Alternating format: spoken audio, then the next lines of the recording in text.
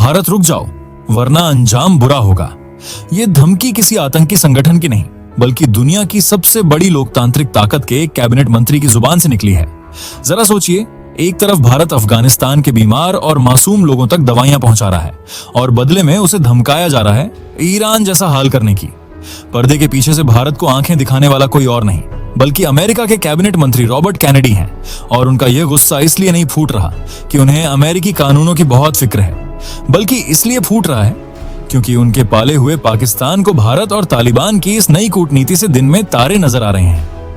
आखिर कैसे काबुल में लैंड करने वाला भारत का एक आम कार्गो प्लेन पाकिस्तान की सेना में खौफ पैदा कर सकता है? क्या भारत इन 5 टन मेडिकल बॉक्सेस की आड़ में कुछ ऐसा कर रहा है जिसने रातों रात इस्लामाबाद की नींद उड़ा दी है और पाकिस्तान को अमेरिका तक दौड़ लगानी पड़ी? आज के इस वीडियो में हम अमेरिका और पाकिस्तान के एक ऐसे ग्लोबल प्रोपेगेंडा का पर्दाफाश करेंगे जिसे देखकर आप भी कहेंगे, नया भारत अब किसी महाशक्ति की धमकियों से डरने वाला नहीं है। फिलहाल इस पूरी इनसाइड डेवलपमेंट को आगे इस वीडियो में डिटेल में समझते हैं, लेकिन आगे बढ़ने से पहले इस वीडियो को एक लाइक करके चैनल को सब्सक्राइब जरूर कर लीजिए। दरअसल भारत ने हमेशा की तरह अपना बड़ा दिल दिखाते हुए अफगानिस्तान को 5 टन जरूरी दवाइयों की एक बड़ी खेप भेजी है। मकसद बिल्कुल साफ है, मुश्किल वक्त में वहां की आम जनता और मरीजों की जान बचाना। भारत लंबे समय से अफगानिस्तान के लोगों के साथ मजबूती से खड़ा रहा है, लेकिन भारत की यह नेकी पाकिस्तान और अमेरिका को रास नहीं आ रही। जरा सोचिए, जब भारत ने 5 टन जरूरी दवाइयों की खेप काबुल भेजी तो इस्लामाबाद में बैठे हुक्मरानों को पसीने क्यों छूटने लगे? ये कोई पहली बार नहीं था। कैंसर की दवाइयों से लेकर बच्चों की वैक्सीन तक पिछले 4 सालों में भारत 327 टन से ज्यादा मेडिकल सहायता अफगानिस्तान भेज चुका है। पाकिस्तान ने एक नई और अजीबोगरीब कहानी गढ़ दी है।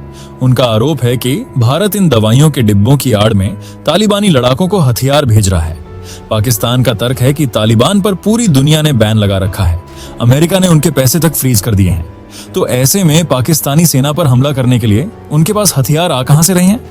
पाकिस्तान का सीधा आरोप है कि जैसे ही भारत के कार्गो प्लेन अफगानिस्तान में लैंड करते हैं, उसके अगले ही दिन पाकिस्तान पर हमले शुरू हो जाते हैं। अब पाकिस्तान के इसी सुर में सुर मिलाते हुए रॉबर्ट कैनेडी ने भी भारत को चेतावनी दे डाली है। उनका कहना है कि भारत को तालिबान शासित अफगानिस्तान से फिलहाल दूर रहना चाहिए।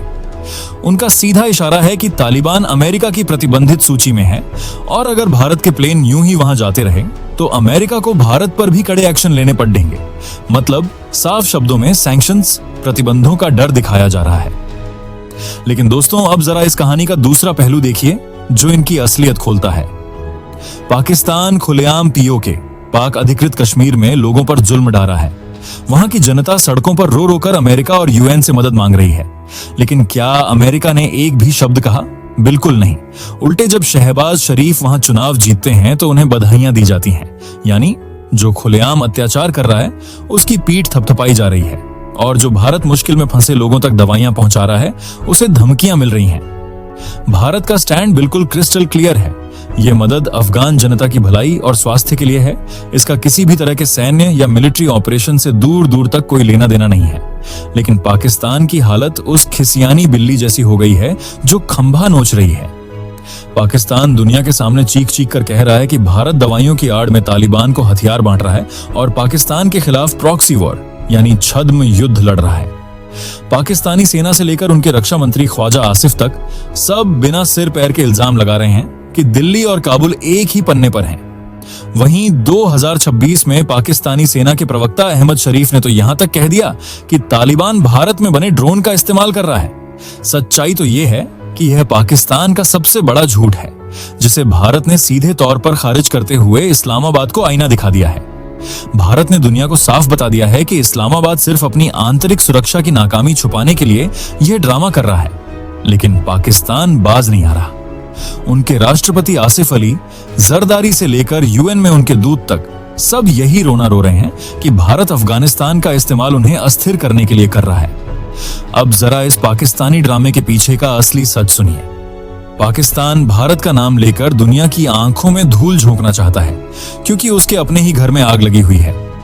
पाकिस्तान का असली काल कोई और नहीं बल्कि खुद उनका पाला हुआ तहरीक ए तालिबान पाकिस्तान यानी टीटीपी है। आज टीटीपी अफगान सीमा से घुसकर पाकिस्तान के अंदर जो तबाही मचा रहा है उससे पाकिस्तानी फौज कांप उठी है। जुलाई 2026 में ही उत्तर पश्चिमी पाकिस्तान में 27 लोग मारे गए और बलूचिस्तान में तो एक हफ्ते के अंदर 40 से ज्यादा पाकिस्तानी सुरक्षा कर्मियों को मौत के घाट उतार दिया गया।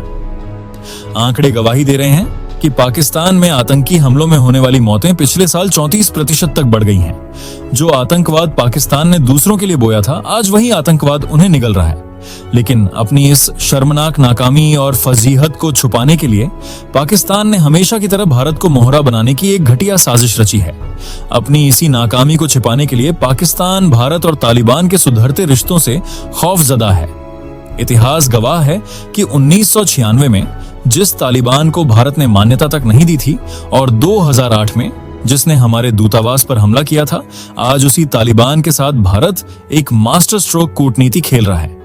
लेकिन जो पॉलिटिक्स में न कोई स्थायी दोस्त होता है और न दुश्मन। 2021 में जब अमेरिका वहां से निकला और तालिबान वापस लौटा, तो भारत ने एक बेहद सधी हुई चाल चली। जो तालिबान कभी पाकिस्तान की मुट्ठी में हुआ करता था, आज वही भारत के साथ सीधे संपर्क में है। आज 2026 में हालात ये हैं कि भारत के केंद्रीय बजट में अफगानिस्तान के लिए 150 करोड़ रुपए आवंटित किए जाते हैं। दिल्ली में अफगान राजनयिक बैठते हैं और पिछले 9 महीनों में विदेश मंत्री मुत्तकी समेत 4 बड़े अफगानी मंत्री भारत के दौरे पर आ चुके हैं। भारत की यह रणनीतिक जीत पाकिस्तान को अंदर ही अंदर खोखला कर रही है। लेकिन कहानी में सबसे बड़ा ट्विस्ट अमेरिका की एंट्री के साथ आता है। अमेरिका चाहे ईरान पर रोज नए प्रतिबंध लगाए या फिर अपनी सुविधा के हिसाब से नियम बदले, भारत अब किसी भी महाशक्ति के दबाव में नहीं झुकने वाला। भारत अब वो नया भारत है जो अपनी शर्तें खुद तय करता है। अमेरिका जो भारत को तालिबान के नाम पर धमकियां दे रहा है, उसका असली दर्द कुछ और ही है, और वह है भारत का रूस से लगातार खरीदा जा रहा कच्चा तेल। जून 2026 में जब भारत का रूसी तेल आयात 26 लाख बैरल प्रतिदिन के अपने सर्वकालिक उच्च स्तर पर पहुंच गया, तो अमेरिका की बौखलाहट 7वें आसमान पर पहुंच गई। इसी का बदला लेने के लिए अमेरिकी सीनेट एक ऐसा आक्रामक बिल ला रही है जिससे डोनाल्ड ट्रंप को भारत पर 100% तक का भारी भरकम टैरिफ लगाने का अधिकार मिल जाएगा। और 25 जुलाई 2026 को तो अमेरिका ने व्यापार की नई शर्तों के नाम पर भारत पर 10% का नया टैरिफ थोप भी दिया है। यानी अमेरिका की यह पूरी नाराजगी आतंकवाद या तालिबान को लेकर नहीं, बल्कि वैश्विक ऊर्जा बाजार में भारत के दबदबे को कुचलने के लिए है। एक तरफ अमेरिका अपने व्यापारिक हितों के लिए भारत पर दबाव बना रहा है, तो दूसरी तरफ पाकिस्तान बेशर्मी की सारी हदें पार करते हुए पीओके में अपनी ही जनता का खून बहा रहा है। पीओके की सड़कों पर आज जो खौफनाक मंजर है, वह पाकिस्तान के असली और खूंखार चेहरे को बेनकाब करता है। महंगाई और अपने हक के लिए शांति से प्रदर्शन कर रही निहत्थी जनता पर पाकिस्तानी फौज अंधाधुंध गोलियां बरसा रही है, जिसमें जून से लेकर अब तक 90 से ज्यादा बेगुनाह लोग अपनी जान गंवा चुके हैं। अंतर्राष्ट्रीय रिपोर्ट्स ने तो यहां तक खुलासा किया है कि पाकिस्तानी अधिकारियों ने इन निर्मम हत्याओं के सबूत तक मिटा दिए। और बेशर्मी की इंतहा देखिए, पाकिस्तान के रक्षा मंत्री इन प्रदर्शनकारियों को भारत जैसा दुश्मन बता रहे हैं। हालात इतने बेकाबू हैं कि चुनाव तक 10 अगस्त के लिए टालने पड़े हैं। संयुक्त राष्ट्र ने भी इस अत्याचार की जांच की मांग की है। भारत के विदेश मंत्रालय ने भी पाकिस्तान की इस क्रूरता और संसाधनों की लूट पर करारा प्रहार किया है और दुनिया से मांग की है कि इस जालिम देश को अब जवाबदेह ठहराया जाए। लेकिन यह दुनिया का सबसे बड़ा दोगलापन है कि जो पाकिस्तान अपने ही लोगों का कातिल है, वह भारत की मानवीय मदद पर उंगलियां उठा रहा है और अमेरिका अपने फायदे के लिए इस तमाशे को मूक दर्शक बनकर देख रहा है। अब आप ही तय कीजिए दोस्तों, इस पूरी कहानी में असली विलेन कौन है। मेरे नजरिए से तो भारत को बिना डरे इंसानियत का साथ देना चाहिए। जरूरत पड़े तो ईरान को भी दवाइयां भेजनी चाहिए और रूस से भी अपना व्यापार जारी रखना चाहिए। आखिर देखना तो यह भी है कि भारत के बिना अमेरिका अपने बड़े ग्लोबल प्रोजेक्ट्स पूरे कैसे करता है। इस पूरे भू राजनीतिक खेल पर आपकी क्या राय है?